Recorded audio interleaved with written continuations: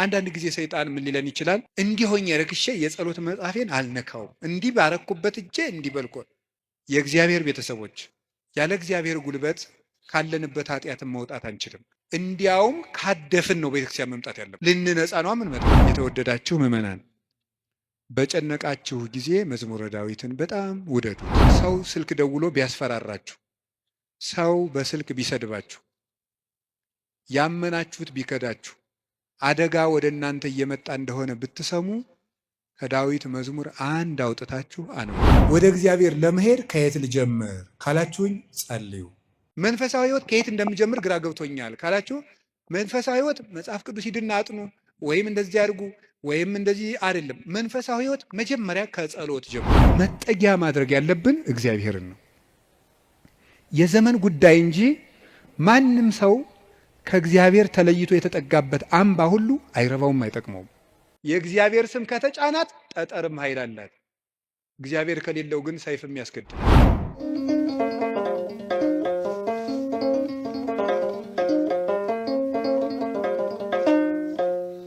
በስመ አብ ወወልድ ወመንፈስ ቅዱስ አሐዱ አምላክ።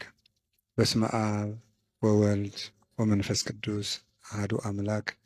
በስመ አብ ወወልድ ወመንፈስ ቅዱስ አሐዱ አምላክ አሜን። ይትባረክ እግዚአብሔር አምላከ አበዊነ ቅዱሳን ዘሰባህ ምህረቱ በላዕሌነ። ምህረቱን ቸርነቱን ይቅርታውን በሕይወታችን ላይ ያጸናልን የአባቶቻችን ፈጣሪ የእኛም ፈጣሪያችን እግዚአብሔር ላደረገልን በልቡናችን አስበን በአንደበታችን ተናግረን ስለማንፈጽመው ቸርነቱ ሁሉ ስሙ የተመሰገነ ይሁን። የእናታችን የቅድስት ድንግል ማርያም የቅዱስ መስቀሉ የቅዱሳን መላእክት የቅዱሳን ነቢያት የቅዱሳን ሐዋርያት የቅዱሳን ጻድቃን በረከታቸው ረድኤታቸው ከሁላችን ጋር ይሁን። ሰላምን የሰጠን አምላክ ክብር ምስጋና ይግባው። በመካከላችን ተገኝቶ እንዲያስተምረን ቅዱስ ፈቃዱ ይሁን። አፈቅረከ እግዚኦ በኃይሌ፣ ጉልበቴ ሆይ እወድሃለሁ በሚል ርዕስ ነው የምንማማረው። የቅዱስ ዳዊት መዝሙር 17 ቁጥር 1 ላይ የምናገኘው ኃይለ ቃል ነው። እስኪ ሁላችሁም አቤቱ ጉልበቴ ሆይ እወድሃለሁ በሉ። ደግማችሁ በሉ። አቤቱ ጉልበቴ ሆይ እወድሃለሁ በሉ። ሶስተኛ፣ አቤቱ ጉልበቴ ሆይ እወድሃለሁ።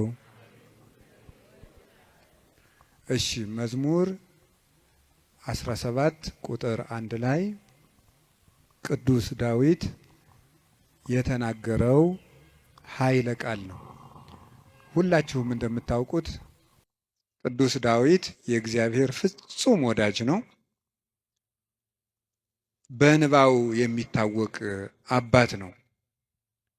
ይገርማችኋል፣ በቅድስና ሰው በሚያየው የቅድስና ውበት ዳዊትን የሚበልጡ ብዙ ሰዎች አሉ። በልብ ውበት ግን ቅዱስ ዳዊትን የሚያህል ሰው የለም። ልቡ ውብ ነበረ። ብዙ ኃጢአቶችን ውጣ ውረዶችን አሳልፏል። ነፍስም ገድሏል። የሰው ሚስትም ቀምተዋል። ብዙ ኃጢአቶችን ሰርቷል። ልቡ ግን እግዚአብሔርን የሚፈልግ በእግዚአብሔር ፍቅር የተነደፈ እግዚአብሔር የሚጠማውና የሚርበው ሰው ነበር። ጌታችን ኢየሱስ ክርስቶስ በማቴዎስ ወንጌል ምዕራፍ 5 ላይ ሲናገር ብፁዓን እለ ይርህቡ በእንተ ጽድቅ፣ ስለ ጽድቅ የሚራቡና የሚጠሙ ሰዎች ንዑዳን ክቡራን ናቸው ብሎ ተናግሯል። ስለ ጽድቅ የሚራቡ ንዑዳን ክቡራን ናቸው። ይህንን ብዙ ትርጉም ያለው ሲሆን ጽድቅ የሚርባቸው ሰዎች ንዑዳን ክቡራን ናቸው ብለው ይተረጉሙታል አባቶቻችን። ብዙ ትርጉም አለው ስለ ጽድቅ የሚራቡ የሚለው።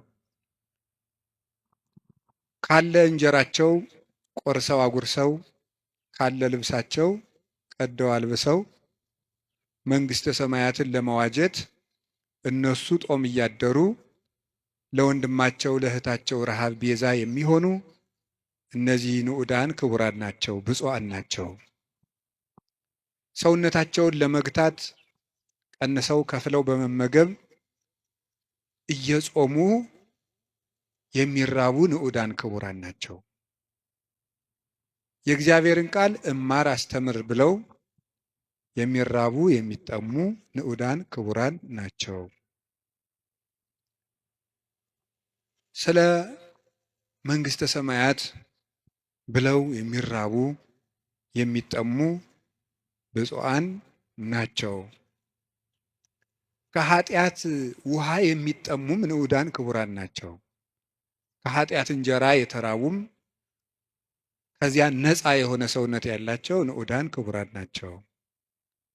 የመጨረሻው ግን ጽድቅ ራሱ የሚርባቸው ሰዎች ንዑዳን ክቡራን ናቸው። ጽድቅ የሚርባቸው ሰዎች ንዑዳን ክቡራን ናቸው። አንድ ሰው በደህና ሰንብቶ ምግብ አልበላም የሚል ከሆነ በእርግጥ ሰውየው እንደታመመ በዚያ እንጠረጥራለን። አሞት የሰነበተ ሰው ደግሞ ምግብ አቅምሱኝ ማለት ሲጀምር እየዳነ እንደሆነ በዚህ እንረዳለን። ጽድቅ የሚርበው ሰው ነፍሱ ጤነኛ ናት።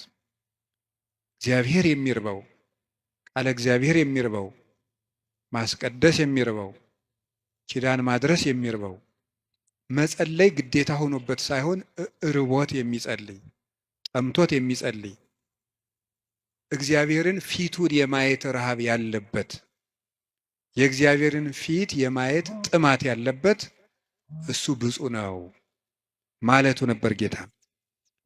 እንዲህ ያለች ነፍስ ካላቸው ቅዱሳን ውስጥ የመጀመሪያውን ቦታ የሚወስደው ቅዱስ ዳዊት ነው። እግዚአብሔር የሚርበው ሰው ነበር።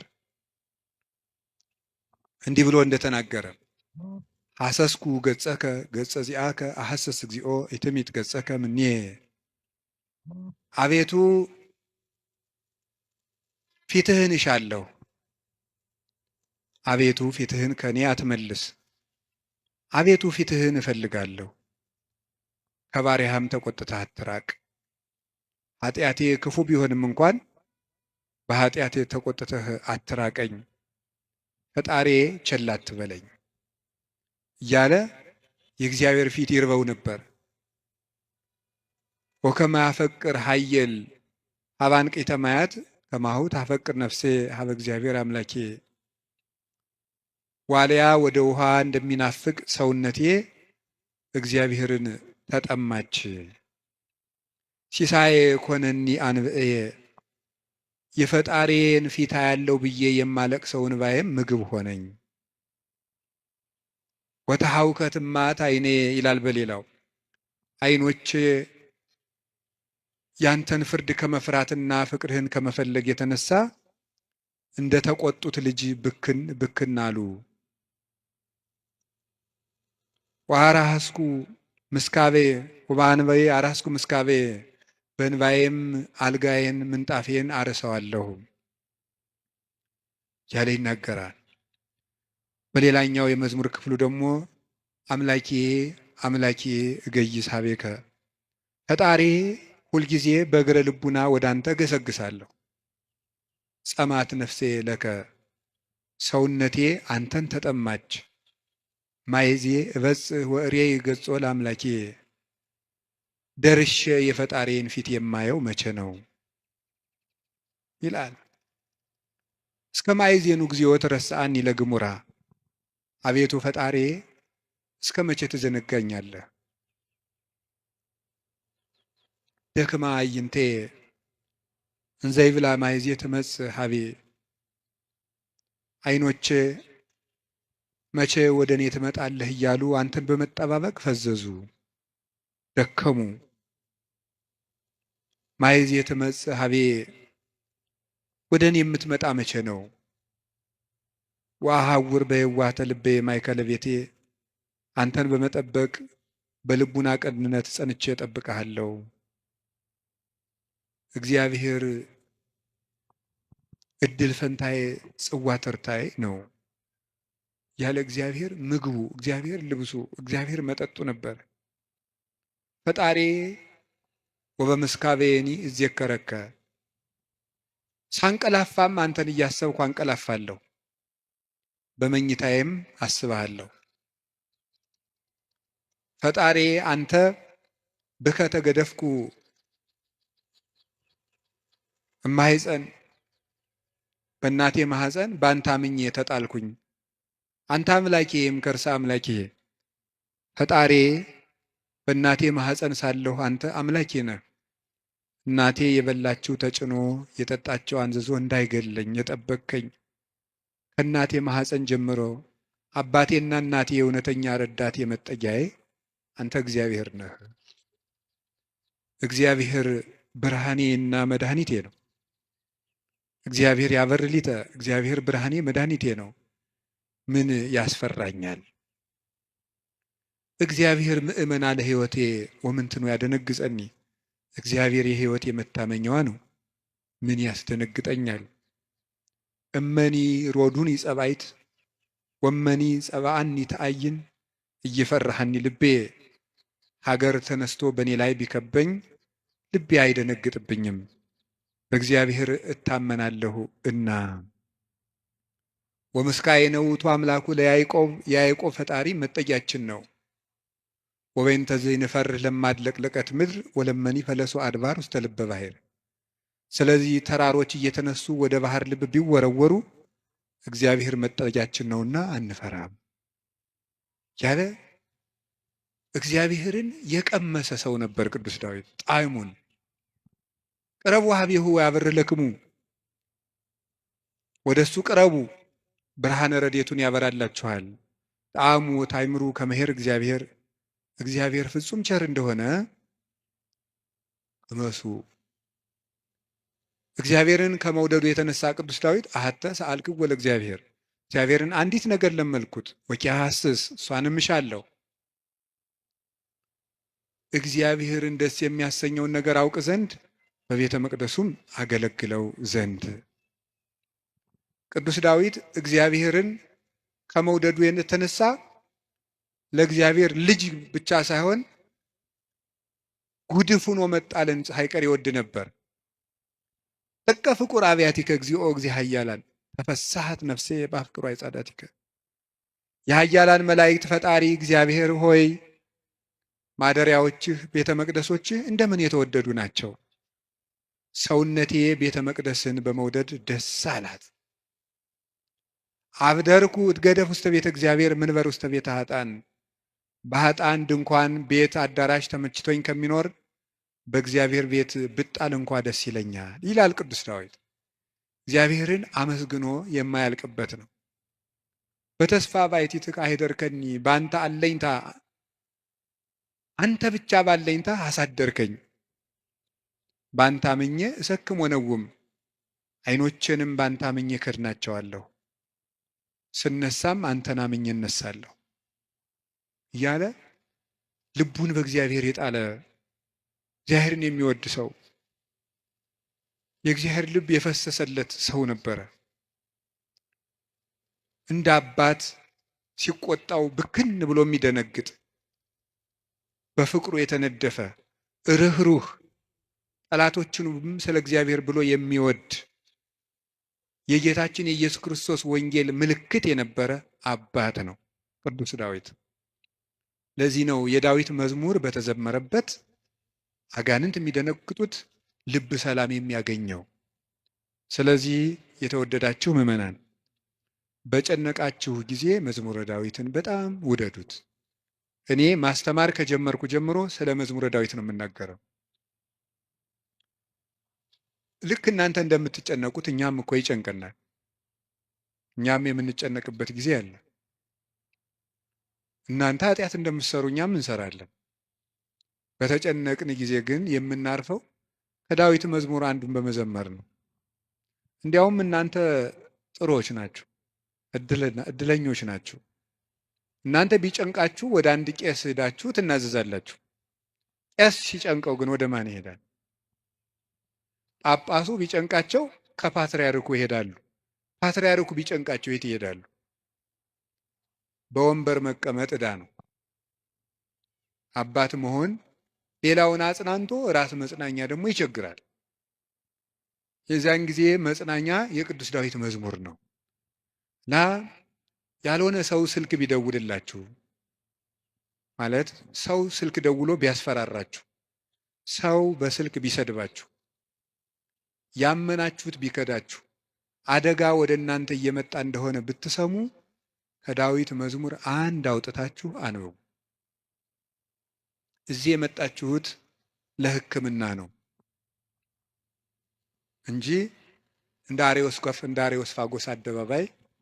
አሬዎስፋጎስ አደባባይ የሚባል አለ ግሪክ ውስጥ። ዛሬ ምን አዲስ ፍልስፍና ይነገር ይሆን ተብሎ ህዝቡ ሁሉ አዲስ ወሬ ለማዳመጥ የሚሄድበት ነው። ስለዚህ መምህር ገሌ ምን ይሰብክ ይሆን ብላችሁ መቼስ አልመጣችሁም። ከብዙ ስራችሁ ከጠበበ ሰዓታችሁ ምናልባትም አንዳንዶቻችሁ ለመኖር ከተቸገራችሁበት ሳንቲማችሁ በታክሲ አውጥታችሁ ነው የምትመጡት። የኔን እረዳለሁ። እኔ አንዳንድ ጊዜ የገጠር ሰው ያሳዝነኛል፣ አንዳንድ ጊዜ የከተማ ሰው ያሳዝነኛል። የገጠር ሰው የሚያሳዝነኝ በሚያሳዝንበት ነው፣ ለእነሱ ነግራቸዋለሁ። የከተማ ሰው አንዳንድ ጊዜ የሚያሳዝነኝ ደግሞ በተለይ ታክሲ የሚሰለፍ ሰው ያሳዝነኛል። እውነቴን አይደለም ነግራቸው፣ አልዋሽም። ሰው ሲሰራ ውሎ ቤቱ ለመግባት ደግሞ ታክሲ ተሰልፎ ብር ይዞም ለካ ደግሞ መሄድ ያቅታል። ወረፋው ደግሞ 1 ሰዓት 2 ሰዓት ደግሞ ይፈጃል። እንደገና ሄዶ ምን ብሎ ታክሲውም ተወዷል አሉ።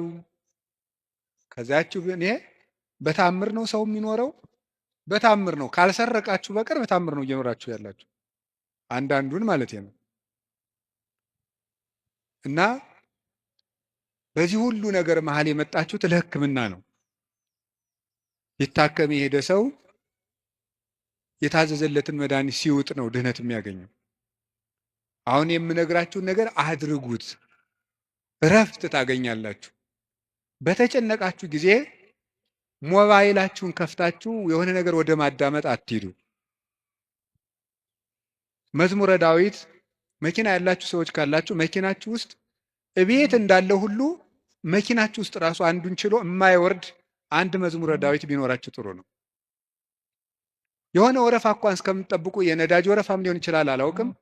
መኪና ውስጡ ናችሁ 3 መዝሙር ዘምሩ። መስሪያ ቤት ገብታችሁ ወረፋ እስኪደርሳችሁ አንድ መዝሙርም ዘምሩ፣ የዳዊትን መዝሙር። ይገርማችኋል፣ መንገዳችሁ ሁሉ ብርሃን ይሆናል። እውነቴን ነው የምነግራችሁ። መቼም ስብከት ድራማ አይደለም። በቅድስና ሕይወታችን አባቶቻችን አንመስልም። በእውነት እኔ በግሌ ብዙ የጎደፉ ኃጢአቶች ይኖሩብኛል። ግን በጸሎት በኩል ያልሞከርኩትን አልሰብክም። ስለዚህ መዝሙረ ዳዊት አጽናንቶኝ ነው እንጂ የምናገረው ያነበብኩትን አይደለም የምናገረው። የሆነውን ነው የምነግራችሁ። ይጠቅማቸዋል። መዝሙረ ዳዊት አንብቡ። ሰው ላይ አትጠጉ፣ በሰውም አትሸበሩ። እግዚአብሔር ክንድ ላይ እረፉ። ያንን ደግሞ የሚሆነው መዝሙረ ዳዊት ስታነቡ ነው። ዘምሩ። የዳዊት ሲጨንቃችሁም መዝሙረ ዳዊት አንቡ፣ ደስ ሲላችሁም አንብቡ። እግዚአብሔር ደስ ሲለን እሱን ማስታወሳችንን ይፈትነናል። ሲከፋን አኩርፈን አለመውጣታችንን ይፈትነናል። ስለዚህ ሲከፋን ምንዘምር እሱ እግር እንገኝ። ምንድነው? ሴት በሚያስጨንቅ ስቃይ ትወልዳለች፣ ወልዳ ስትጨርስ ከባሏ እግር ትገኛለች ይላል። ኦሪት ዘፍጥረት ያለው አይደለም? በምጥ ወልደሽ በስቃይ ወልደሽ ፈቃድሽ ወደ ባልሽ ይሁን ያለ። በስቃይ ትወልዳለች፣ ወልዳ ስትጨርቅ ከባሏ ጋር ትውላለች። ይሄ ማለት አንዲት ነፍስ በመከራ ተጨንቃም ከሙሽራዋ ክርስቶስ እግር ነው መገኘት ያለባት። ትርጉሙ ይሄ ነው፣ መንፈሳዊ ትርጉሙ። የቅዱስ ዳዊት መዝሙር ደግሜ ነው የምነግራችሁ። አሁን ምናልባት እዚህ ቤተክርስቲያን ውስጥ ተመልሼ ብመጣና ባስተምር ሌላ ቀንም ስለ መዝሙረ ዳዊት ልናገር እችላለሁ። ቅዱስ ዮሐንስ አፈወርቅ ምን ይላል? ስብከት እንዳሻሽል ከፈለጋችሁ እናንተ ያለባችሁን ችግር አሻሽሉ ብሏል። እናንተ በተመሳሳይ ሁኔታ እየኖራችሁ ተመሳሳይ ርዕስ አትስበከን አትበሉኝ። ስለዚህ የእናንተ ህይወት መጀመሪያ የነገርኳችሁን ችግር ከለቀቀ አሁን ደግሞ አዲስ ስብከት ይዤ እመጣለሁ ይላል። ስለዚህ በዚህ ዘመን ሩቅ ነገር ምንድን ነው ቢባል ተስፋ ነው። ተቆጥቼ መስበክን ያውን እየተውኩ መጥቻለሁ። ኑሮው ተቆጥቶት ይሄ ሰው ጦርነት ተቆጥቶት ምን እናርገው ብዬ ዝም ብዬ ተስፋ ነው የምነግራችሁ። እና ለተስፋ ደግሞ የቅዱስ ዳዊት መዝሙር ፍጹም ፍጹም መሰላል ነው። ምዕመናን ፈትኑና ውቀሱኝ። ማታ ማታ አንድ መዝሙረ ዳዊት ድገሙ። ከመተኛታችሁ በፊት እንደው 1 ሰዓት 2 ሰዓት 3 ሰዓት በቃ ከስልካችሁ ፍሪ መሆን አለባችሁ። መዝሙረ ዳዊት አንብቡ። እግዚአብሔር ከእናንተ ጋር ይሆናል። ቅዱስ መቃርስ ምን ይል ነበር? ጌታዬና አምላኬ መጠጊያዬ ኢየሱስ ክርስቶስ ሆይ ይህንን ሌሊት የማድርበት ጉልበት የለኝም። ሌሊቱን እንዴት እንደማድር አንተ ታውቃለህ። አንተ ከኔ ጋር ሁን፣ በፈቃድህ አሳድረኝ ብሎ ይጸልይ ነበር። ስለዚህ የቅዱስ ዳዊትን መዝሙር ጸለያችሁ አንብባችሁ ተኙ። ማለዳችሁን እግዚአብሔር ማታውን የቀደሰ ሰው ማለዳውን ይቀድሳል። ማታችንን ካበላሸ ነው ማለዳችንም ይበላሻል። ማለዳችን ከተበላሸም ማታችን ይበላሻል። ማለዳም በመዝሙረ ዳዊት እንጀምር ሲሆን አንዳንድ መዝሙራትን በቃላችሁ አጥኑ። ስንት ነገር ተሸመድዶ የለ እንዴ? ሐሜት እኮ አሁን ስንት ሰው ያውቃል ሰው። እኔ እንደው አንዳንድ ጊዜ ይገርመኛል ሰው ወሬ እንዴት አድርጎ እንደሚይዝና ቃለ እግዚአብሔር አጥና ሲሉት ግን ወራ ይዘው ሐሜት ግን በ5 ደቂቃ ስንት ሐሜት ይሸመድዳል። አጥኑ መዝሙረ ዳዊት መጠጊያችሁን እግዚአብሔር አድርጉ እና ቅዱስ ዳዊት በረከተ እግዚአብሔር የሞላበት ፍጹም የፍቅር ሰው ነበረ። ሰውንና እግዚአብሔርን ይወድ ነበር እላችኋለሁ። የቅዱስ ዳዊት በረከቱና ረድኤቱ አሸናፊነቱ ጭምር ከሁላችን ጋር ይሁን። ቅዱስ ዳዊት ጠላቶቹ ሁሉ ተሸንፈውለት እረፍት ካገኘ በኋላ የዘመረው መዝሙር ነው ይባላል። መዝሙር 17 ጠላቶቹ ሁሉ አርፈውለት የዘመረው መዝሙር ነው ይላል። በእኛም ላይ የሚነሳብንን ነገር ሁሉ እግዚአብሔር ያሳርፍልን፣ እረፍት ይስጠን መድኃኔዓለም። ስለዚህ ምን አለ? አቤቱ ጉልበቴ ሆይ ተናገሩ እንጂ በሉ ሁላችሁ። እኔን መሰላችሁ እንዴ? እግዚአብሔርን እኮ ነው በሉ። እሺ አቤቱ ጉልበቴ ሆይ በሉ። እሺ ማን ነው እንደዛ የሚለው? እግዚአብሔርን። በጣም የሚያስደንቅ ነገር ነው። እኔ እንግዲህ 3-4 ነጥቦችን ልንገራችሁ። እግዚአብሔር ለምንድን ነው ጉልበት የሚባለው የሚለውን ለምነግራችሁ። አፈቅረክ እግዚኦ በኃይሌ፣ ኃይልን ስላደረክልኝ አመሰግንሃለሁ ነው የሚለው። ኃይልን ስላደረክልኝ አመሰግንሃለሁ። ግዕዙ እንደዛ ብሎ ይፈታዋል። አንድምታችን አንድም ስላደረክልኝ ኃይል አመሰግንሃለሁ፣ አንድም ኃይልን የምታደርግልኝ ነህና አመሰግንሃለሁ። ያለፈውንም የሚመጣውንም እስካሁን ኃይልን ስላደረክልኝ አመሰግንሃለሁ፣ ነገም ኃይልን ስለምታደርግልኝ ቀድሜ አመሰግንሃለሁ። ሲናገር እግዚአብሔር ኃይልየ ወፀወኔ ወመዳኔ፣ እግዚአብሔር ኃይልየ፣ እግዚአብሔር መጠጊያዬ፣ እግዚአብሔር መድኃኒቴ ነው ይላል። እግዚአብሔር ኃይሌ ነው፣ እግዚአብሔር መጠጊያዬ አምባዬ ነው፣ እግዚአብሔር መድኃኒቴ ነው። ሊቃውንት ሲፈቱት እግዚአብሔር ብዋጋ ማሸነፊያዬ ጋሻዬ፣ ብሸሽ መጠጊያዬ ነው ይላል። ሰልፍ በመጣ ጊዜ ድል የምነሳበት እሱ ነው፣ በሸሸው ጊዜ የማመልጥበት መጠጊያ እሱ ነው፣ የሚያድነኝም እሱ ነው የሚለውን ሊቃውንት ሲተረጉሙት የማያድን አምባ አለና ይላሉ። የማያድን አምባ አለና እግዚአብሔር ግን የሚያድን አምባ ነው ይላል። ብዙ ሰዎች የተጠጉበት አምባ ሁሉ አላዳናቸውም። አይታችሁ እንደሆነ ማለት ነው። እየሰማችሁ ነው? አዎ። የተጠጉበት አምባ ሁሉ አላዳናቸውም። እንዲያው ብዙ ሰዎችን ሰው ሲያሰቃዩ የነበሩ ነገስታትን ሁሉ አንዳንድ ጊዜ ነገስታትን፣ ኃያላን ሰዎች፣ ንፉግ ባለጸጎች እነዚያን ሁሉ ታሪክ እንደው ቁጭ ብዬ ሳስበው ብዙዎቹ ያ ነገራቸው እንዳጠፋቸው ነው የምታዩት። ጉድጓድ ውስጥ ከተማ ሰርተው የሚኖሩትን ሁሉ መርምሮ አውጥቶ አንጠልጥሎ የሚገል ጥሎባቸዋል። ሁሉንም ማለት ነው። የማያድን አምባ አለና 100 ኪሎ ሜትር የምድር ውስጥ ከተማ ቢሰራ አንድ ሰው አይድንም። እግዚአብሔር ፊት ከሆነ ግን መሀል ላይ እዚህ መሀል ከተማ ላይ ምንም አይሆንም። በህዝብ መሀል ተሰውሮ ምንም አይሆንም። አቡነ ገብረ መንፈስ ቅዱስን አንዱ መነኩሴ ሂድና ጾም እንዲህ ያለ ቤተክርስቲያን ቅዳሴ ቀድሰን አሉት። አይ እንዴት አድርጎ ይሆናል? መነኩሴው በአብይ ጾም ከተማ ለከተማ እየዞረ ይሉኛል አሉ። ምእመናን ከባዶች ናቸው እኮ ለማማት አይደለም።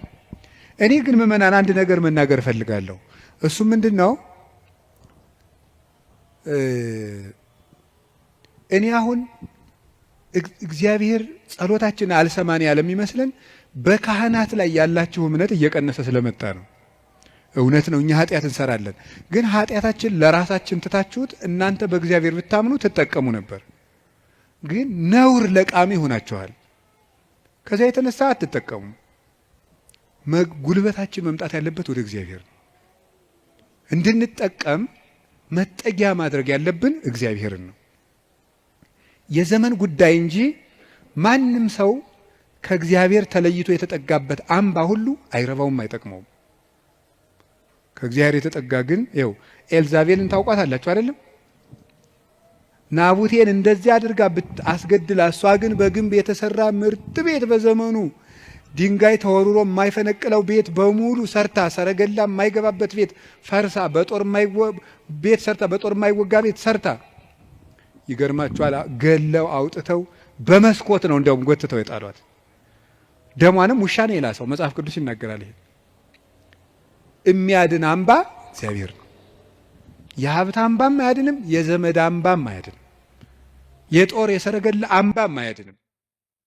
አንድ ሰው ብዙ ቀን ክፉ ነገር አልደረሰበትም ማለት መጨረሻው ያምራል ማለት አይደለም። ጽዋው ሞልቶ እስኪፈስ እግዚአብሔር ሊታገስ ይችላል። ትዕግስቱን የፈጸመለትና ሰው በቸርነቱ መጠቅመጥ ያቃተውለት ግን የፍርዱን ጽዋ ይቀዳዋል። የሚያድን አምባ እግዚአብሔር አምባዬ ነው፣ ተጠግቼ የማልፍበት የሚያድን አምባዬ እግዚአብሔር። ዘመድም ስልጣንም ወገንም የጓደኛ ብዛትም መሳሪያም አያድንም። የሚያድነው እግዚአብሔር። ለዚህ ነው ኃይሌ ወፀወኔ ብሎ ወመድኃኔ የጨመረበት። የሚያድን አምባዬ አምላኬ ረዳኤ ወቱ የከልቦቱ፣ ፈጣሪዬ እውነተኛ ረዳቴ ነውና እታመንበታለሁ። እውነተኛ ረዳቴ ነው ብሏል። እውነተኛ ረዳቴ ነው ሲል እውነተኛ ረዳት ማለት ምን ማለት ነው? እውነተኛ ረዳት ለምሳሌ አሁን ሰው እንጀራ አብልቶ እያበላ ብር ሰጥቶ ብር የሰጠውን ሰውዬ ቪዲዮ ይቀርጻል። ልብስ አልብሶ ቪዲዮ ይቀርጻል። አሁን ደግሞ በእነዚያ ሰዎች ላይም አትፍረዱ።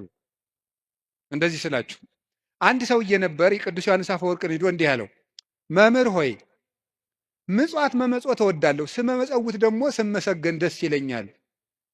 ስለዚህ ውዳሴ ከንቱ ካለበት ጽድቁ አይጠቅመኝም ማለት ነው። ምጽዋቱን ልተወው ትላለህ ወይስ እንዴት ታላድርግ አለው። ተወው አለው። አይ ምጽዋቱን ተወው ካልከኝ ማነው ውዳሴ ከንቱን ተወው ካልከኝ ምጽዋቱን ምተዋለሁ አለው። በል እንግዲህ ከነ ውዳሴ ከንቱ መጹት አለው። ምክንያቱም ሰው አዝመራ ዘርቶ ምንም ባይጠብቀው ለእሸት ያህል ጥቂት ጥቂት አያጣም። አንተም ከነ ውዳሴ ከንቱ ስጥ ዝም ብለህ፣ እግዚአብሔር በረዴቱ ዋጋ አይነሳህም አለ። ስለዚህ እገሌ መመስገን ፈልጓል አትበሉ። ይፈልግ፣ እኛ ምን አገባን? ይፈልግ። ማለት የፈለኩት ግን እውነተኛ ረዳት የተባለው በመርዳቱ የማይመካ እግዚአብሔር ነው። በመርዳቱ አይመካም። ገብቷችኋል አይደል? አንዳንድ ሰው ሱሪ ገዝቶ አቀማመጣችሁን ሁሉ ኦዲት ማድረግ ይጀምራል። ሱሪ ከገዛላችሁ አንተ ጭቃ ላይ ለምን ትቀመጥ የሚል ሱሪቱን እያየ ነው እሱ ስለገዛ ሊል ይችላል ነው። እኔ ያላየው እንደዛ የሚያደርግ ሰው አይቼ አላውቅም። እንደሱ ነው የምታደርገው የሚል ማለት ነው። በይፋ መከራ የሚያያለ እውነት የሚመጻደቅ አሀ ኧረ እንረጋጋ። በማን ላይ ነው ለዚህ የበቃል? አናውቅህም፣ ውሃ ቀቅለህ የምታድር አልነበርክም የሚል ሰዋል። እንደዚህ ጠቅ የሚያደርግ በነገር መርሽ። እግዚአብሔር እንደዚያ ባሽሙር አይወጋም ሰጠው ብሎ እውነተኛ ረዳቴ ነው ያለው እሱ ነው። እግዚአብሔር ሳይሰለች ይረዳል። ሳይሰለች ይረዳል። ሁልጊዜ ነው የሚረዳው። እግዚአብሔር ምንድን ነው የምትሉት? አንኮንዲሽናል ላቭ ነው የምትሉት መሰለኝ አሉ። የእግዚአብሔር ፍቅር ሁኔታ የለውም ማለት ምን ማለት ነው? ጥሩ ሰው በሆንኩ ቀን የረዳኝ እግዚአብሔር በረከስኩ ቀን አይተወኝም። ስለዚህ እግዚአብሔር እውነተኛ ረዳት ነው። ሰው ግን ቀን የጣለለታ ጥሎ ይሄዳል። እግዚአብሔር እውነተኛ ረዳት ነው። ሁሉ ነገር ሲያልቅ ብቻችን ስንቀር አብረውን የሚቆም እሱ ነው። የእግዚአብሔር ቤተሰቦች እግዚአብሔር እውነተኛ ረዳት ነው ማለት እሱ ነው። መርጦ አይረዳም። እግዚአብሔር አሽቃብጡልኝ አይልም። አሁን እኮ በጣም እኔ እንደው አንዳንድ ጊዜ ይገርማል። አሁን ለምሳሌ ለቤተ ክርስቲያን እንኳን ሰው ስራ ለመስራት ትሪትመንት ይፈልጋል። እንዲህ ይባላል እኒህ አቶ ገሌ በእውነቱ ለዚህ ቤተክርስቲያን ዋና ቀኝ እጅ ናቸው ካልተባለ ደስ አይለውም። ይሁን እኔ እንግዲህ እዚህ የዚህን ደብር አላልኩም፣ ኦል ኦቨር ዘ ወርልድ ነው። ገብታችኋል አይደለም? የዚህን ደብር ማለት ሳይሆን በቃ በአጠቃላይ ሰው ነው። ሰው እኔንም ጨምሮ ማለት ትሪትመንት በቃ ኮሚኒኬሽኗ ካላማረች ወይ አለቃው ወይ ሰባኪው ወይ መምህሩ ገብረ ስላሴ ወለተ ስላሴ መጣችሁልን አልተባለ አይሆን። እግዚአብሔር እንደዚያ አይደለም። አሁን ዝም ብለህ መጥተህ እግዚአብሔር ሆይ ሳንል ዝም ብለን እንዲሁ ቆም ብንል ይሰማል፣ ልብን ያዳምጣል። እግዚአብሔር እለትሰምዑ ለሆሳሰ ልብ። ቆይ በኋላ የኔታ ይሉላቸዋል መላከ ገነት። እኔ በዚህ በጩኸቱ ዓለም ስለሌለውበት እሳቸው ይሉልናል። ይሄ መልካ ሕማማትና በጣም ደስ ይለኛል። ስለ ስላሴ የሚነገር ነውና እለትሰምዑ ለሆሳሰ ልብ። ደስ ሲል ስላሴ የልብን ሹክሹክታ የሚሰሙ የልብን አፍን አይተው ሳይሆን ነገር አሳምሮ ተናግሮ። እኛ እኮ ኮሚኒኬሽን ስኪል ተብሎ ኮርስ እየተሰጠን ነው። ሰው የሚወድልህ ወግ እንዴት አድርገህ ታዋጋለህ ነው ጨዋታው። መከራ አድርገህ ማዳመጥ አንዱ ስኪል ነው ምናምን። የሰዎችን ጥቅም አስቀድም፣ ምንትስ እንደዚህ በል፣ የቃላት ምርጫ ይኑርህ። እግዚአብሔር እንደዚያ ሳይል ጥሩ አድርገው ተናገሩ። ፍልስፍና ተምረዋል፣ ዲግሪ ያላቸው አነጋገር ይችላሉ። መግቢያው እንዴት ነው? ሀተታውሳ ኮንክሉዥኑ ጥሩ ነው አይልም። እግዚአብሔር ልብን ይሰማል። ልብን የሚሰማ እግዚአብሔር ነው። ሐና የሳሙኤል እናት ሐና ምንም እኮ ነገር አላለችም። በልቧ ነበር የምታተኮትኩ። እግዚአብሔር የልቧን ይሰማል። እግዚአብሔር የልቧን ይሰማል። ሌሎችም እና እግዚአብሔር ልብን ያያል፣ ሰው ፊትን ያያል የተባለ ለዚህ ነው። አንዳንድ ጊዜ እውነቴን ነው የምነግራችሁ፣ መታችሁ የምትሉት ከጠፋችሁ ብትችሉ ዝም ብላችሁ የአባታችሁ ቤት አላለ ቁሙ፣ ዝም ብላችሁ እዚህ ገብታችሁ ራሱ አንዳንድ ጊዜ ጭንቀት ይበዛና ቃላት ያጥርና ኃጢአት ይደራረብና አፍን መክፈት ያቅታል። ገብቶ ዝም ብሎ ቢቻል ማልቀስ ጥሩ ነው። እግዚአብሔር ከሺህ ቃላት አንድ ዘላላ እንባን ይወዳል። እዚህ ገብቶ ማልቀስ እና እግዚአብሔር እውነተኛ ረዳቴ ነው። ወረት የሌለው ትናንት ረድቶ ዛሬ ችል የማይል አፍ ላይ የሌለው በሌላ ፍቅር የማይወሰድ ወዳጅ የማይለውጥ ስንለወጥ የማይለወጥ አባት እግዚአብሔር ነው። ደግሞ የማይደክመው የማይሰለች ለሁሉም የሚበቃ አባት እግዚአብሔር ነው። እኔ ለምሳሌ አሁን እንዳንድ የቤተ ክርስቲያን መነኩሴ አሁን ለምሳሌ 3 ሰዎች ሊያነጋግሩ ቢፈልጉ 3 ሰዎች እንዳነጋገርኩ መሽቷል፣ ደህና ደሩ ቤት። እግዚአብሔር ይህን ሁሉ ሰው በአንድ ጊዜ ይሰማል። ታዲያ እውነተኛ ረዳት አይደለም ነው? አንድን የቤተ ክርስቲያን አባት በጣም ትልቅ ሰው ቢሆን ሁልጊዜ ከሌሊቱ 6 ሰዓት ብትደውሉበት አንተ ስራ የለህም፣ ስርዓት አትይዝም፣ በዚህ ሰዓት ይደወላል ሊሉ አይችሉም? ይላሉ። እግዚአብሔር መንፈቀ ሌሊት ብንጠራው አለ። እግዚአብሔር ሊነጋ ሲል ብንጠራው አለ። እግዚአብሔር የትም ሆነን ብንጠራው አለ። ገደል ውስጥ ብንጠራው አለ። የረከሰ ቤት ውስጥ ሆነን ብንሰራው ምንድነው ሌሊት በምንጣፌ ላይ ሳለው ነፍሴ የወደደችውን ፈለግኩት ይላል መኃልየ ሰሎሞን ላይ። እና ይሄን ምንጣፍ የሚለውን ሊቃውንት ሲተረጉሙ ይላሉ በኃጢአት አልጋ ውስጥ ተዘፍቄ ሳለው ፈጣሪዬን አሰብኩት። ውድቀት ውስጥ ሆነን ብንጠራው እግዚአብሔር ይሰማል። እግዚአብሔር እውነተኛ ረዳቴ ነው ያለው ለዚህ ነው። ምእመኔ ወቀርነ ሕይወቴ፣ የምታመንበት የሕይወቴ መመከቻ ቀንድ እግዚአብሔር ነው። ሰው በጽዋይ ክወለ እግዚአብሔር እድህንም ጸሬ፣ ፈጣሪ እግዚአብሔርን በጠራሁት ጊዜ ከጠላቶች እድናለሁ። ይህንን ይዞ ሰሎሞን የእግዚአብሔር ስም የጸና ግንብ ነው ይላል። መጠጊያ የእግዚአብሔር ስም ነው። የእግዚአብሔር ስም ሲጠራ፣ እግዚአብሔር የሚል ስም ሲጠራ ምድርና ሰማያት ይደነግጣሉ። ኢየሱስ የሚል ስም ሲጠራ ምድርና ሰማያት ይደነግጣሉ። ፊልጵስዩስ ምዕራፍ 2 ላይ አለላችሁ ከመለስሙ ለእግዚእነ ኢየሱስ ክርስቶስ ይስግድ ኩሉ ብርክ ዘውስተ ሰማይ ወዘውስተ ምድር ወዘበታሕት ያለ ምድር።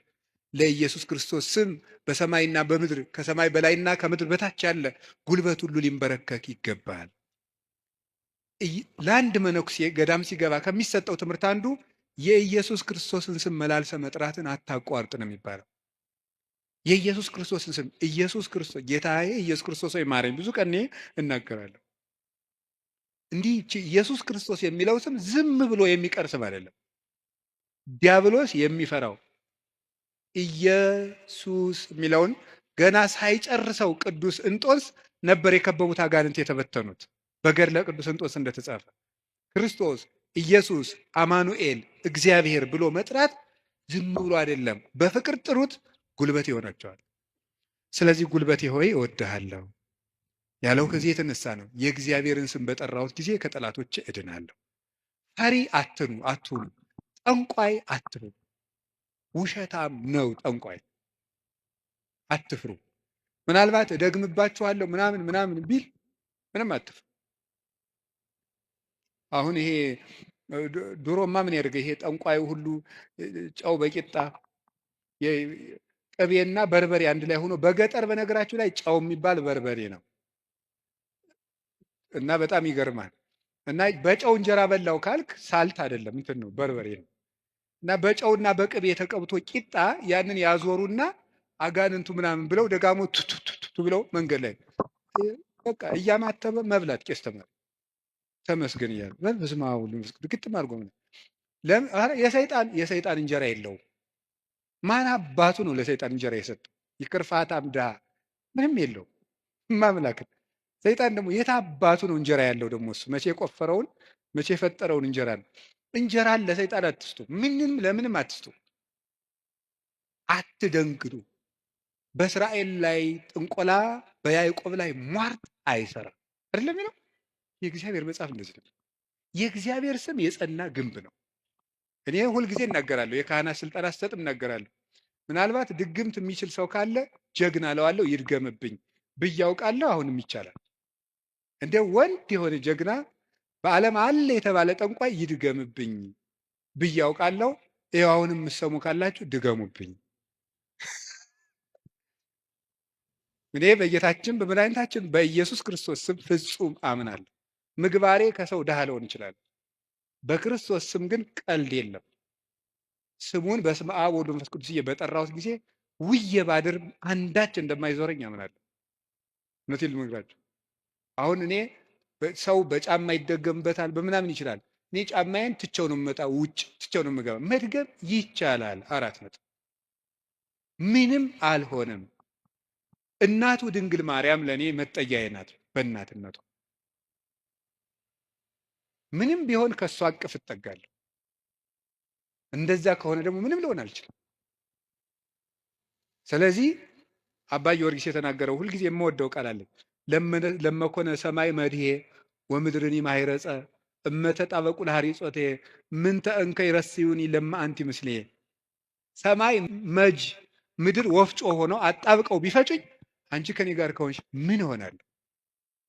ኦ እግዝእቴ ቅድስት ድንግል ማርያም ዘበዕብራይስጢ ማርያም፣ በዕብራይስጢ ማርያም የምትባይ እመቤቴ ቅድስት ድንግል ማርያም ሆይ ለመወልድኪ አፍቀረኒ መኑ ይጸልአኒ፣ ልጅሽ ከወደደኝ ማን ይጠላኛል? ፀሐይ ይሴብሐኒ ወወርኅ ይባርከኒ ወከዋክብት ይቀድሱኒ። ልጅሽ ከወደደኝ ፀሐይ ይዘምርልኛል፣ ጨረቃም ያመሰግነኛል፣ ከዋክብት ይዘምሩልኛል። በእኔ ላይ ማንም በጠላትነት መነሳት አይችልም ይላል አባ ጊዮርጊስ። ልጅሽ ከጠላኝ ግን ማን ይወደኛል ብሏል። ሰውን ልላችሁ የፈለግኩት ፈሪ አትኑ። ጠንቋዩን ይሄ ምናምን ውሸታውን እንደዚህ የሚለውን አትስሙት። በደግም ባለው ማንም ድሪቶ የፈለገውን ቢያይ ፈሪ አትሆኑ። በሙሉ ልቤ የማምነውን ኢየሱስ ክርስቶስን እንዲህ ይናገራለሁ፣ እውነቴንም ነው። ስለዚህ እግዚአብሔር የምዋጋበት የደህንነት ቀንድ በሬ በቀንዱ እንደሚጠበቀው እኔ በእግዚአብሔር ተጠብቄ እኖራለሁ ይላል ቅዱስ ዳዊት። እግዚአብሔር ሁላችንንም ይጠብቀን፣ ከሌሊት ከሚሰብር በቀን ከሚወርጅ ያድነን መድኃኔዓለም። ሁላችን በሰላም ወጥተን እንድንገባ ይፍቀድልን። ስለዚህ ጉልበቴ ሆይ በሉ እስኪ ምን አላችሁኝ? በሉ እንጂ። ስለዚህ ጉልበቴ ማለት ኃይሌ ማለት ነው። አሁን ትንሽ ነገር ስለዚህ ተናግሬ ትምህርቴን ለመቋጨት ልሞክር። ኃይል፣ በዚህ ዓለም ላይ ኃይል የሚባሉ ብዙ ነገሮች አሉ። የኤሌክትሪክ ኃይል አለ፣ የፊዚክስ ኃይል አለ፣ ሌላም ብዙ ኃይል አለ። እነዚያን ኃይሎች እዛው ትቻቸው ግን በዚህ ደግሞ በማህበራዊ ኃይል በሚባለው ደግሞ ጥሩ ኃይሎች አሉ። እነሱ ኃይሎች ሶሻል ፓወርስ የሚባሉት እዛ ውስጥ ምን አለ? ለምሳሌ የመጀመሪያው እና አንዱ ኃይል የሚባለው የሞራል ፓወር የሚባል አለ። ሞራል ፓወር ማለት የስነ ምግባር ኃይል ማለት ነው። የስነ ምግባር ኃይል የሚባለው ሁለት ይከፈላል። የመጀመሪያው አርአያነት ይባላል። አርአያነት ብዙ ከሚናገር አንድ ድርጊት ያለው ሰው ዓለምን ይመልሳል። እንግዲህ በዚህ በፔዳጎጂ ትምህርት አዲስ አበባ ዩኒቨርሲቲ ያሳተመው አንድ መጽሐፍ ላይ እኔም አንብቤያለሁ። ሰዎች በመማር ማስተማር ሂደት ውስጥ መጀመሪያ የሚያስታውሱት ያዩትን ነው። መጀመሪያ ያዩትን ነው። መስማት መጨረሻ ላይ ነው። ወይም በተግባር አራቱን ባስቀምጠላችሁ ሰው የሚያስታውሰው መጀመሪያ ያደረገውን ነው። ቀጥሎ የተናገረውን ነው። ሶስተኛ ያየውን ነው።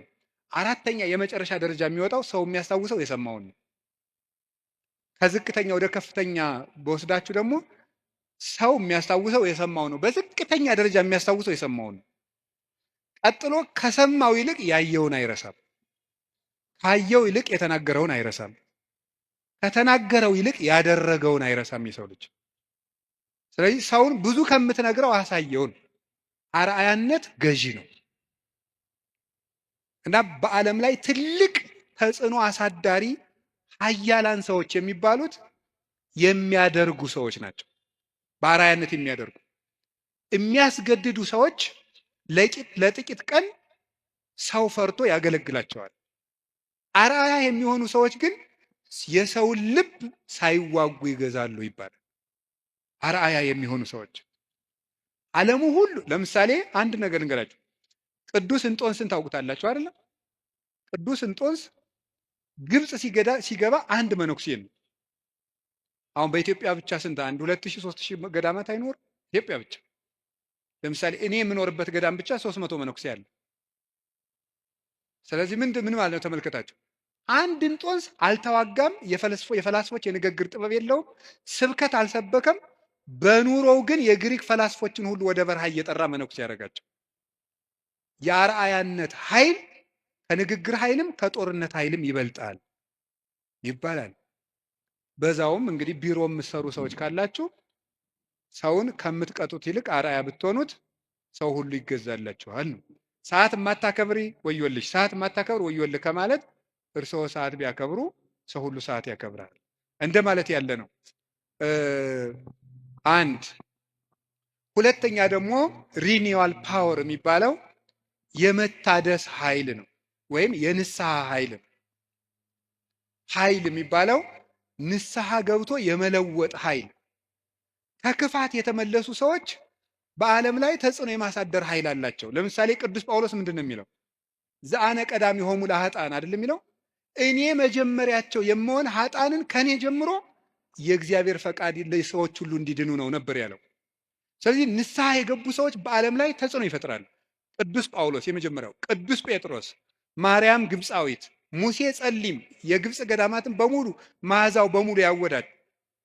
ቅዱስ ዳዊት የንስሐ ሰው ነው። ሰሎሞን የንስሐ ሰው ነው። ንስሐ የገቡ ሰዎች ኃይል አላቸው። እግዚአብሔር እንዲያውም እንደተነሳ ያህል የሚወደው የለም። በሉቃስ ወንጌል ምዕራፍ 15 እንደተጻፈ ካልበደሉ ጻድቃን ከ99 ነገደ መላእክት ይልቅ ንስሐ በሚገባ አንድ ኃጢአተኛ በሰማይ መላእክት ደስታ ይደረጋል ተብሎ እንደተጻፈ። ስለዚህ ንስሐ ኃይል አለው፣ ኃይል አለው። አሁን ቅዱስ ዳዊት እግዚአብሔር ኃይሌ ነው ሲለው ስነ ምግባር ብሰራ ስነ ምግባር እንድትሰራ የረዳኸኝ አንተ ነህ ማለቱ ነው። ጥሩ ነገር ሰርቼ ከሆነ ያለ አንተ ጥሩ መሆን አልቻልኩም ማለቱ ነው።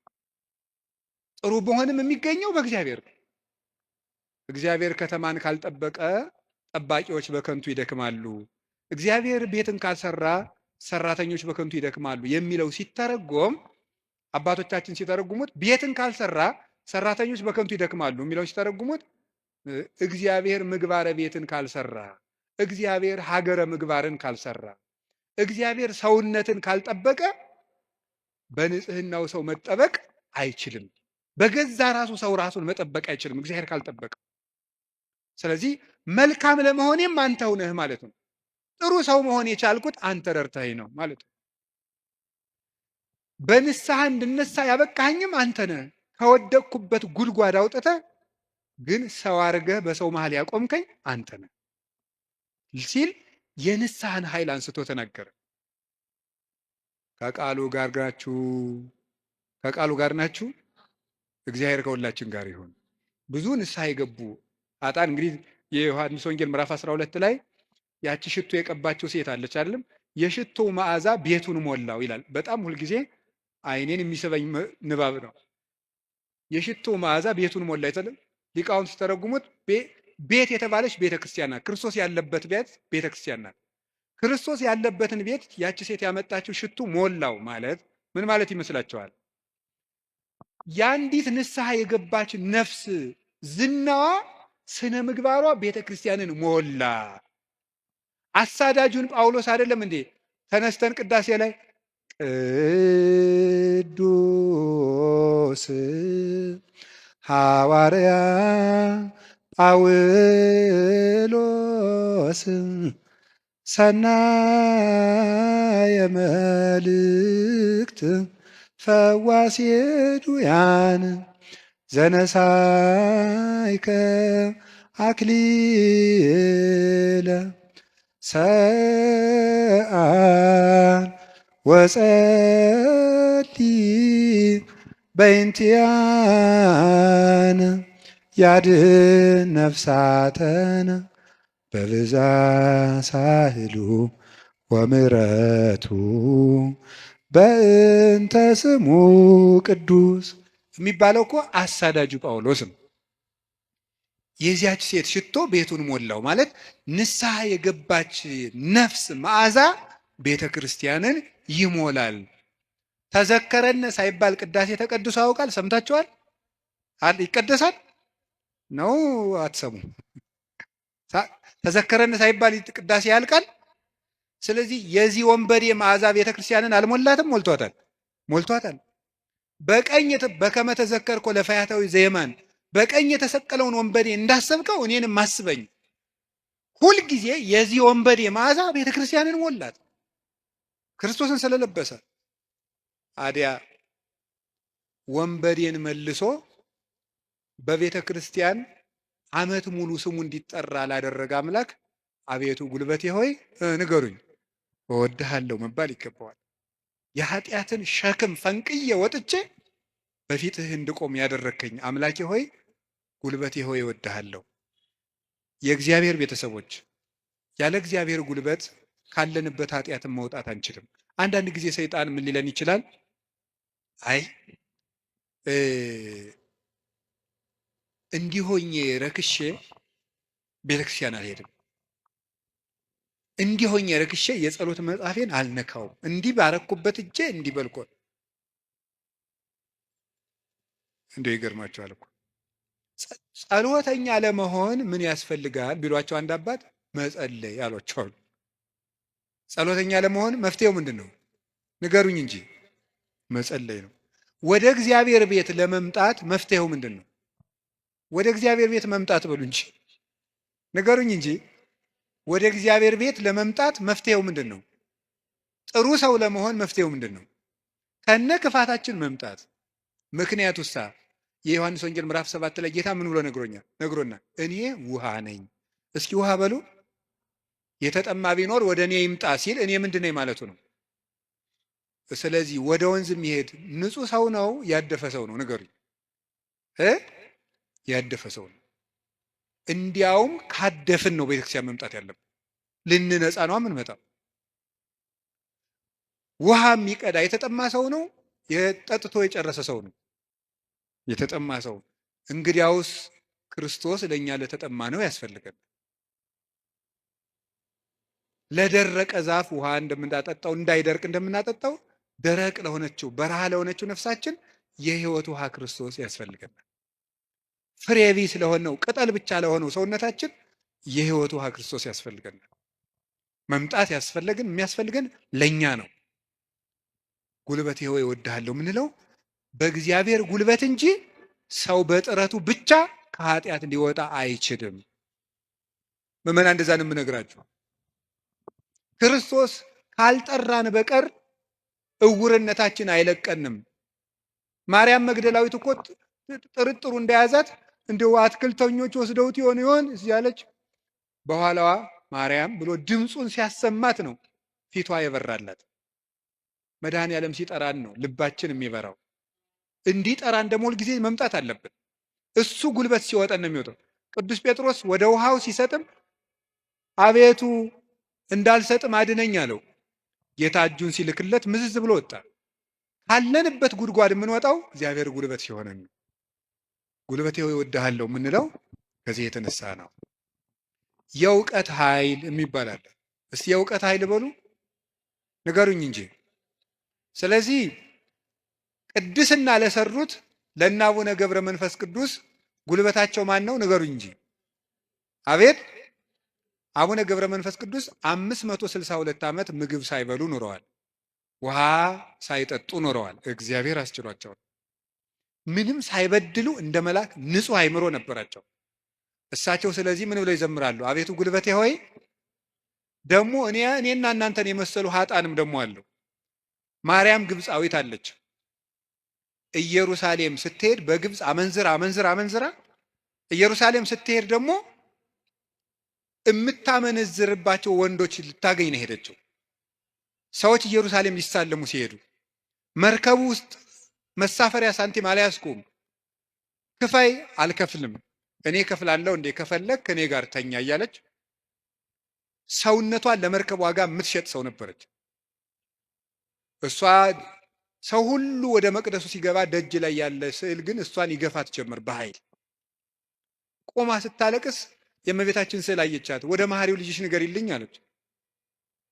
ከዚያ በኋላ እንድትገባ ተፈቀደላት። ወደ ዮርዳኖስ ማዶ ሂጂ፣ በዚያም ለነፍስሽ ረፍት ታገኛለች። ሄደች። ቤተ መቅደስ ውስጥ ቤተክርስቲያን ለመግባት ቅጥሩን ለመግባት ጉልበት ያልነበራት ግብፃዊቷ ዘማዊቷ ማርያም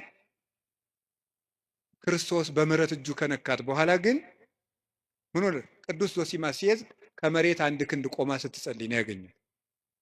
እንደዚች ያለችው ሀጣንም አቤቱ ጉልበቴ ሆይ እወድሃለሁ። አገርህን ከማሸነፍ ልማድን ማሸነፍ ይበልጣል። ክፋትን ቆርጦ መጣል ከባድ ነው። ሰንሰለትስ ወይ ቆርጠው ይጥሉታል፣ ወይ ፈልቅቀው ይጥሉታል፣ ወይም ደግሞ ያሰሩ ሰዎች ተመልሰው በሌላ ቀን ይፈቱታል። የኃጢአት ሰንሰለትን ግን እግዚአብሔር ካረዳን መፍታት አይቻልም።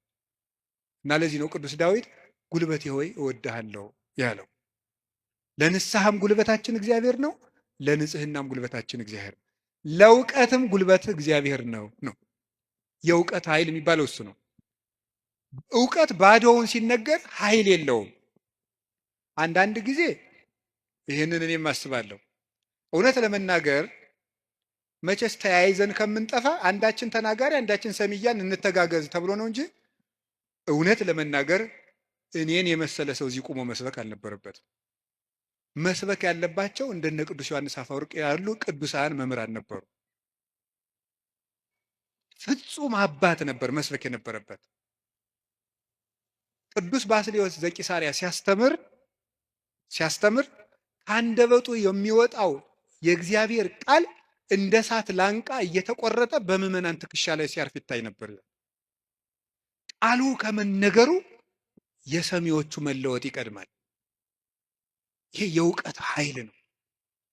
እውቀት ኃይል የሚያገኘው አብዝተው ስላጠኑት ብቻ ሳይሆን እግዚአብሔር አብሮ ሲቆም ነው።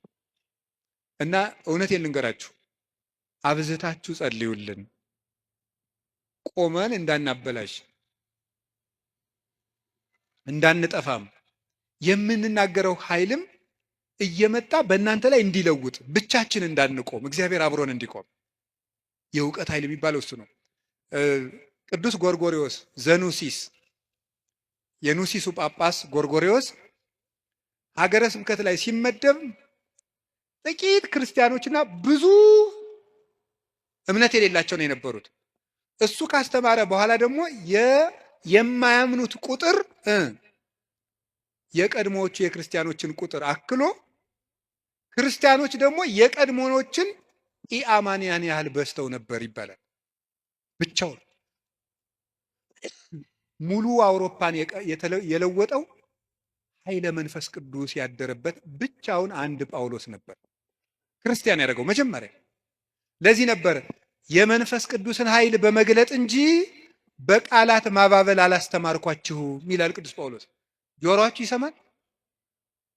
የመንፈስ ቅዱስን ኃይል በመግለጥ እንጂ በቃላት ማባበል አላስተማርኳችሁም ያለ ቅዱስ ጳውሎስ። ስለዚህ በእግዚአብሔር ኃይል መጣው እንጂ ቃላትን በማሳመር አልመጣሁም የሚለው ለዚህ ነው። ኃይለ እግዚአብሔር ለእውቀት ያስፈልገዋል። ብቻቸውን ሀገር የሆኑ ሰዎች አሉ፣ ከእውቀታቸው ላይ እግዚአብሔር ቆሞበት። ቅዱስ ዮሐንስ አፈወርቅ ብቻውን ቁስጥንጥንያ ውስጥ የሚያበራው ምሰሶ፣ ቅዱስ ያሬድ ኢትዮጵያዊው ብቻውን የቤተ ክርስቲያን ትጥቅ ሆኖ በየማህሌቱ ብቻውን ቆሞ የኖረው እውቀቱ ውስጥ ኃይል ነበረ።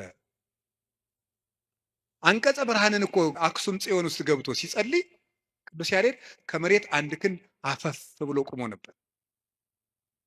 የዚህ ምሰሶ የዚህ ብርሃን የቅዱስ ያሬድ ብርሃን በማህሌቱ ይኸው 1418 ዓመታትን እዚህ ያለው በዚህ ቤተክርስቲያን ውስጥ የእውቀት ኃይል የተጫነው እውቀት፣ ነጠላ ያልሆነ እውቀት፣ ብልጣብልጥነት የሌለው እውቀት። መማር ማለት ስማርት ቲንኪንግ አይደለም። መማር ማለት ሰው መሆን ነው። ሰው እንድንሆን ጸልዩልኝ። ሁላችንም እግዚአብሔር ሰው ያድርገን እና እንደ ቅዱስ ጳውሎስ ያሉት ብቻቸውን ቆመው ቤተ ክርስቲያን የሆኑት መምህራን አቤቱ ጉልበቴ ሆይ እወድሃለሁ ቢሉት የተገባ ነው። ሌላው የመከራ ኃይል አለ። እስቲ የመከራ ኃይል በሉ። ስንት ኃይል ነገርኳችሁ? ምንድን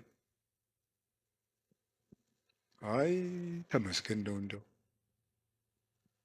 በሉ እሺ፣ የሥነ ምግባር ኃይል በሉ። ሌላስ? የእውቀት ኃይል። ሌላስ? አቤት የመከራ ኃይል። እሺ፣ የሥነ ምግባር ኃይል። ከዚያ በፊት ምን ብያቸው ነበር? የአርአያነት ኃይል የሚባለው ይሄ ሞራል የሚባለው እሱ በሁለት ተከፍሎ ስነ ምግባርና አርአያነትና ንስሐ ብለን ከፍለናል። ቀጥሎ የእውቀት ኃይል ብዬ ነገርኳቸው። ሶስተኛ አሁን የምነግራችሁ ደግሞ የምንድን ነው? የመከራ ኃይል ነው። የመከራ ኃይል የሚባለው ጉልበቴ ሆይ እወድሃለሁ ያለው አሁን ቅዱስ ዳዊት አሸንፏል። ዘመኑን በሙሉ ጠላቶችን አሸንፏል። ያሸነፈ ግን በውጊያ ሳይሆን በምንድን ነው?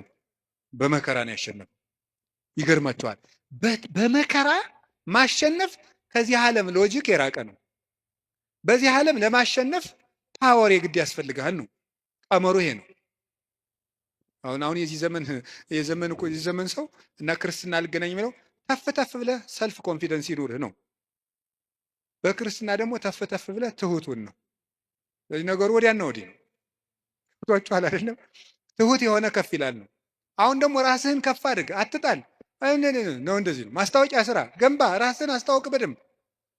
እንደዚህ ነው። የፈለግከውን ነገር ስራ፣ ስለማንም አትጨነቅ፣ ግድ አይኑርህ። እንደዚህ አይነት ነገር ነው የሚሰበከን። እንደሱ የሚባል ነገር የለም። እንደውም የሚባለውም 100% ኮንፊደንስ ኔጌቲቭ ኮንፊደንስ ነው ይባላል። ስለዚህ ተገቢ አይደለም። ምንድን ነው ታዲያ? እኛም መከራ ማሸነፍ ነው የሚባለው። ቅዱስ ዳዊት ለምሳሌ እንዲህ ያደረገ፣ ሳኦል እያሳደደው ሄደ። ቅዱስ ዳዊት ዋሻ ውስጥ ተጠጋ። ሳኦል ዳዊትን ፈልጎ ተኛ እና አበኔር ይባላል የሳኦል የጦር አበጋዝ ከሳኦል ከጨርቁ ጫፍ ቆረጥ አድርጎ ዳዊት ወስዶ አለፍ ብሎ አበኔር አንተ የውሻ ሬሳ አይመስልክ ጌታህን እንዲህ አድርገን የምትጠብቀው አለው። ተኝቶ ነበር ያም ማለት ነው። ግን የቅዱስ ዳዊት ጋሻ ጃግሬዎች አረ ዛሬ እግዚአብሔር ጠላትህን በእጅህ አሳልፎ ሰጥቶልሃል እንበለው አሉት። እናንተ እኔ ከእናንተ ጋር ምን አለኝ? እግዚአብሔር በቀባው ላይ እጄን አላነሳም። እና አባቶቻችን እንዲያውም ትልቅ መከራ ሊገል የመጣ ጠላትን እጅ ላይ ጥሎ ምሮ መስደድ ነው ይላሉ። ይሄ እኮ የልብ መከራ ነው። እናንተ አሁን ታደርጉታላችሁ? አሁን እኔ ለምሳሌ ዱላ ይዤስ እያባረርኳቸው ቤታችሁ ብመጣና ኋላ አጥቻችሁ እኔን ድንገት እንቅልፍ ቢጥለኝ ተነስታችሁ እንዴት ነው የምታረጉት? ምንም አታረጉም። እናንተ ክርስቲያኖች ናቸው። ለሁሉም ግን ዳዊት ሰው የማይወጣውን ተራራ የወጣ ተራራ ነው የሚባለው። ለዚህ ነው የልብ ጉልበት ያስፈልጋል። ትዕግስተኛ ለመሆን የልብ ጉልበት ያስፈልጋል። አሁን እኮ ሰው ገለባ ነው። ፍርድ ቤት ውስጥ ባልና ሚስት ተካሶ ዓለም እየቀለጠ ያለ ትዕግስት በማጣት አይደለም? በቃላት ጦርነት አይደለም? እንዲሁ አታፍሩም ወይ? እንዲህ ብሎ ሰድቦኝ እንዲህ ብላ ሰድባ እያላችሁ እንዲሁ አታፍሩም ወይ? እውነቴን እኮ የምነግራችሁ። ጦር ይዞ የመጣውን ጠላቱን እጁ ላይ ሲያገኘው እግዚአብሔር በቀባው ላይ እጄን አላነሳም። ሌላ ቀን እኮ ደግሞ ምን አደረገው?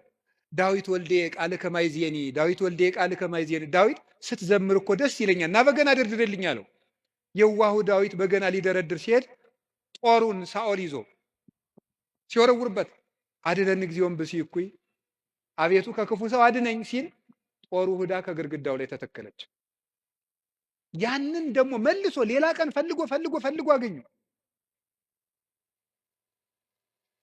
አሁንም ሳይገለው ጥሎት ሄደ። ሳኦል እየፈለገው ሄደ።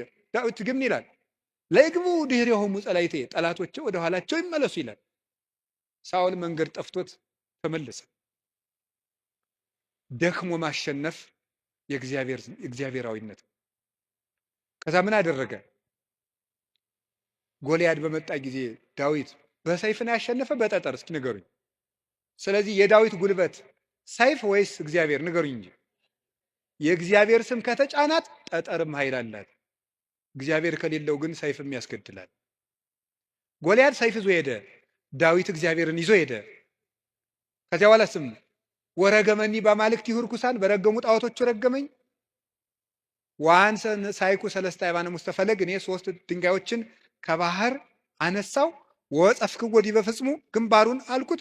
አሚሃ ወድቀ በኃይለ እግዚአብሔር በእግዚአብሔር ኃይል ያን ጊዜ ወደቀ። ወነሳይኩ ዘምላይሌሁ ሰይፈ ከሱ ሰይፍን ወሰድኩ። ወመተርኩ ርሶ ለጎልያድ የጎልያድን አንገትም ቆረጥኩት አለ። በራሱ ሰይፍ እንዲወድቅ ያደረገው ጉልበቴ ሆይ እስኪ በሉ ሁላችሁም ንገሩ እንጂ። ያው ይህን የሚያደርገው የእግዚአብሔር ስም ነው። ቅዱስ ዳዊት አንተ ብላቴና ጨንገር ይዘህ የምትመጣ እኔ ውሻ ነኝ ነበር ያለ ጎልያድ። እና እንግዲህ ስጋህን ለሰማይ አዕዋፍ ለምድር አራዊት ቆራርጬ እሰጠዋለሁ አለው። አዎ አንተ ከውሻም ታንሳለህ። ውሻ ጌታውን ያውቃል፣ አንተ ግን ፈጣሪን አታውቅም። አንተ በሰይፍ ትመጣለህ፣ እኔ ግን አንተ በምትገዳደረው በእስራኤል አምላክ ስም እመጣለሁ። የእግዚአብሔርን ስም ይዞ ሄደና ያንን 6 ክንድ እስራኤልን ያስጨነቀ ሰው ገረሰሰው። ስለዚህ ጉልበቱ እግዚአብሔር ጉልበቴ ሆይ እወድሃለሁ አለ። ከገዛ ቤተ መንግስቱ አኪጦፌል የሚባል መካሪ ተነስቶ አቤሴሎምን የገዛ ልጁን አስነስቶ ምንድነው ያደረገ? ዳዊትን ሲያዋርደው የዳዊትን ሚስቶች በሙሉ እስራኤል በተሰበሰቡበት ድንኳን አስጥሎ አገር እያየ የአባትህን ሚስቶች ድፈራቸው ብሎ ገብቶ የአባቱን ሚስቶች እንዲደፈር በመጽሐፍ ቅዱስ የተጻፈ ነው አድርጎ አኪጦፌል የሚባል ሰው አዋረደው። ዳዊትን ሄደ፣ ተሳት ወጥቶ ሄደ ከቤተ መንግስቱ። ዳዊት ኃያል እኮ ነው። ስሙ ሲጠራ እኮ ሽም ይደነግጥለት ነው። ኃያላን የጦር መሪዎች አሉት። ግን ምንድን ነው ያደረገ? እግዚኦ ሚበዙ ለይሳቅዩን ብዙሃን ቆሙ ላይ ሊ ብዙሃን ይቤልዋ ለነፍሴ እያድህነኪ አምላክኪ አንተስ እግዚኦ ምስካዬ አንተ። አቤቱ የሚያስጨንቁኝ ምንኛ በዙ፣ ብዙዎች በእኔ ላይ በጠላትነት ቁመዋል። ሰውነቴንም የሚያድንሽ የለም ይሏታል። አቤቱ አንተ ግን መጠጊያዬ ነህ፣ ከራሴ ላይ በላይ ያለ ዘውድም አንተ ነህ እያለ በልቡ ተንበልብሎ ካሸዋ ላይ ወድቆ ያለቅስ ነበር። የዚያ ጊዜ አኪጦፌል ይገርማችኋል፣ አገሩ ገብቶ ዳዊት ከተመለሰ አይምረኝም ብሎ በገዛ እጁ ታንቆሞት። ዳዊት አኪጦፌል እንዲህ ብሎ ሲመክር ማዶ ላይ ደግሞ በመጽሐፈ ሳሙኤል እንደተጻፈው ማዶ ሄዶ ዮርዳኖስን ሸገር ብሎ በቀትር እግዚኦ እልዋ ለምክረ አኪጦፌል፣ አቤቱ ጌታዬ የአኪጦፌልን ምክር አፍርስበት ይላል። በዳዊት ሞት እየተመከረ ዳዊት ምን ያደርጋል? አቤቱ የአኪጦፌልን ምክር አፍርስበት ይላል። የመከረበትን ሰውዬ ሄዶ እንዳያስረው ተሰዷል። ጉልበት የለውም ዳዊት፣ ሰራዊት አልቆበታል። ስለዚህ ምን አደረገ? አንድ ጉልበት አለው፣ እግዚአብሔር ነዋ። የአኪጦፌልን ምክር አፍርስበታል። አኪጦፌል ምን አደረገ? መላው አእላፈ እስራኤል ሰብስብ፣ የዳዊትን ሚስቶች በአደባባይ አስነውራቸው። የዚያን ጊዜ ዳዊት እንደተዋረደ ቀን እንደጣለው የእስራኤል ሰዎች ያውቃሉ። ያን ጊዜ ዳዊትን ተከትለን ሄደን እንግደለዋል፣ የአባትህን አንገትም ቆርጫ እመጣልሃለሁ ብሎ መከረ። እንዲህ ብሎ ሲመክር ዳዊት ምን አለ? አቤቱ የአኪጦፌልን ምክር አፈርስበት ሲል ምን አለ መሰላችሁ? እግዚአብሔር በጠላቱ በአቤሴሎም ላይ የምክር ጥርጥር አሳደረ። አይ የአንድ ሰው ምክር አይመቃም፣ ሌላ ሰው ምክርን ጨምር የተባለ አለና የዳዊት የቀድሞ አማካሪ የነበረ ኩሲ የሚባል ሰው ነበረ። ሽማግሌውን ኩሲንም እስኪን ጠይቀው አለው። ኩሲ እንደምን አለ? ደህና ነኝ። ምን ነው ቀድሞ ስታማክረው የነበረው ዳዊት ሲሰደድ እዚህ ቀረ? እኔ ምን ጊዜ የማማክር እግዚአብሔር የቀባውን አለው። ውስጡ ቅኔ ነው። ቅኔው ምንድን ነው? አሁንም እኮ የማን አማካሪ ነኝ እያለው ነው። አንተንማ እግዚአብሔር አልቀባም እያለው ነው። አሁንም የእሱ ነኝ እያለው ነው። ለእሱ ግን የመሰለው ምን እያለው ነው? አንተን ከሾመ ያንተ አማካሪ ሆናለሁ እያለው መስሎታል። እሳ ምን አደረገው? አኪጦፌል ምን ብሎ መከረ? አኪጦፌል እንዲህ ብሎ መክሯል። አንተ ምን ትላለህ? አኪጦፌል ቶሎ ብለን ዳዊትን እንግደለው አለ። አንተሳ ምን ትላለህ አለው። ዳዊት ምን እያለ ነው? አቤቱ የአኪጦፌልን ምክር ተናገሩ እንጂ አፍርስበት በሉ እንጂ እያለ ያለቅሳል። ኩሲ መጣና ምን አደረገ? ይቺ ምክር አንዲት ናት፣ አንድ ምክርማ አይረባም። ከገሌ ምክር የገሌ ምክር ይሻላል ተብሎ የቤተ መንግስት ምክር የአንዱ ምክር ተመርጦ ነው እንጂ የአንድ ሰው ምክርማ አይረባም። ስለዚህ ምክር ይመከር። ቆይ ውለን እንደር። አባትህ ዳዊትን ታውቀዋለህ፣ ኃያል ነው። እነ አበጋዞቹ እነ ኢዮአብም ኃያላን ናቸው። አሁን ሂደን ይፍጀን እንዴ?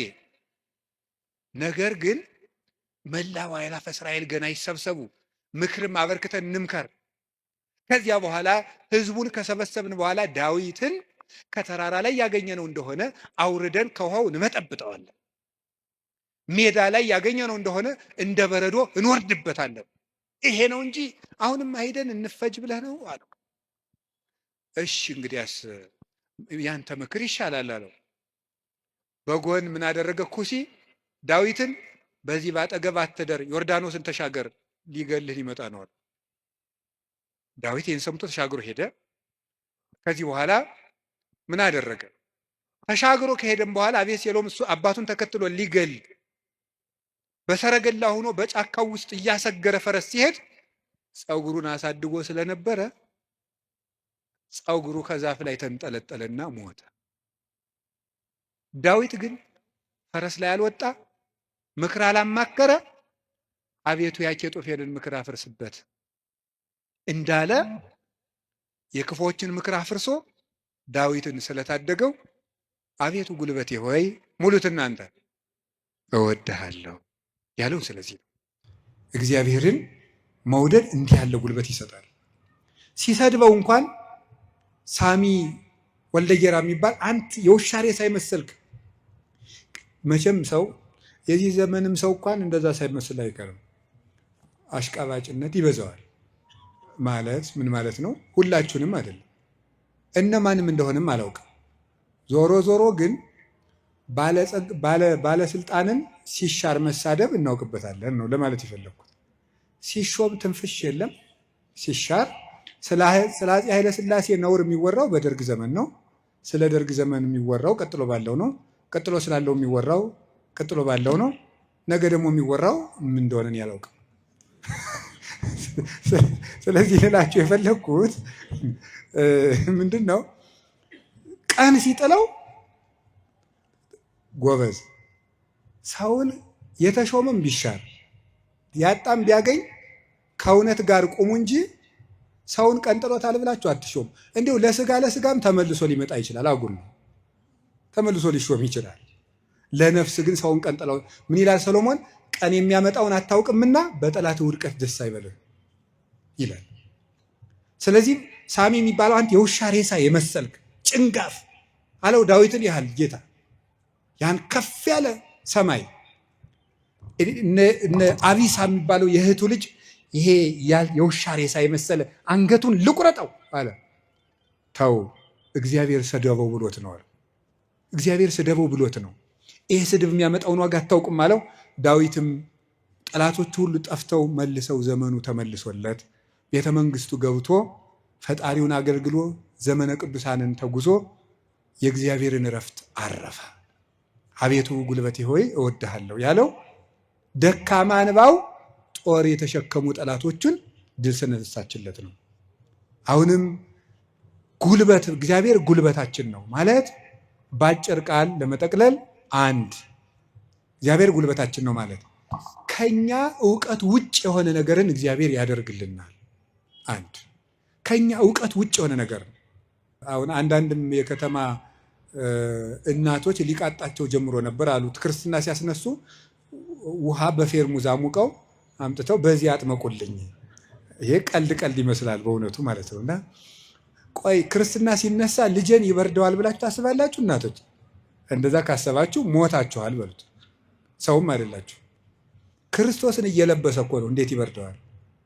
ሰው ሲጠመቅ ክርስቶስን ነው የሚለብሰው። ገላትያ ምዕራፍ 3 ላይ ያለ የተጠመቃችሁ ሁሉ ክርስቶስን ለብሳችሁታል ማለት ነው። እና አንዳንድ ጊዜ ዕውቀታችን ጣልቃ ይገባና እቺ ዲግሪ ላይ አንዳንድ የተጠራቀመች ነገር ትረብሻለች፣ እምነትን ትረብሻለች። እሱን ተውትና እግዚአብሔር ከእውቀት በላይ ይሰራል። እስኪ በሉ ሁላችሁ፣ ከምን በላይ ይሰራል? ከእውቀት በላይ ይሰራል። ከኛ አቅም በላይ ያሉ በእግዚአብሔር ይከናወናል።